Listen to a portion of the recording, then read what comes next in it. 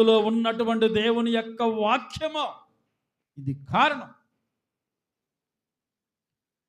చాలామంది అంటారు, గలతీ రాసిన పత్రికలు ఉంటుంది, ధర్మశాస్త్రం కేవలం ఒక పుస్తకం అండి, దానికి మనం అంత విలువ ఇవ్వాల్సిన అవసరం లేదు, దానికి మనం అంత విలువ ఇవ్వవలసిన అవసరం లేదు అన్నప్పుడు వాస్తవమే, ఇది పుస్తకమే, నేను కాదంటలా. ఇప్పుడు మన శరీరం ఏంటిది? మట్టేగా, అవునా కాదా?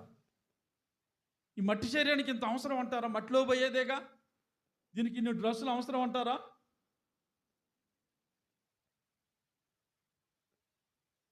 ఈ శరీరానికి ఇంత శుభ్రంగా ఉంచుకుంటున్నాం, ఇంత నీట్గా ఉంచుతున్నాం.